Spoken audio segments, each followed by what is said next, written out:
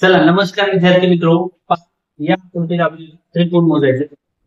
लक्षात घ्या, या ठिकाणी जर आपण ही आकृती आली आहे, या आधी त्रिकोण आपण मोजायचे. ठीक आहे, 1 2 3 4 5 6 7 8 इथपर्यंत लक्षात आलं. त्यानंतर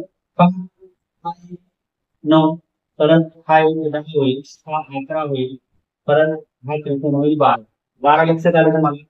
त्यानंतर हा म्हणजे इतकी आकृती आपण लपवली तर हा 13 होईल, तसंच हा 14 होईल, परत हा 15 आणि हा 16. म्हणजे या आकृतीत आपल्याला 16 त्रिकोण पाहायला मिळतात. किती मिळतात? 16.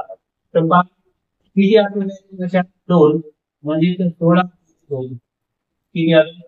32. इथपर्यंत लक्षात आलं. आणि ह्या दोन जोड किती आहे? 1 आहे. मग जितके जोड असतील त्याची चौपट करायची, म्हणजे 1 ची चौपट यांच्या म्हणजे त्या ठिकाणी तर शक्ती क्रमांक 2 मध्ये जर आपल्याला पाहायची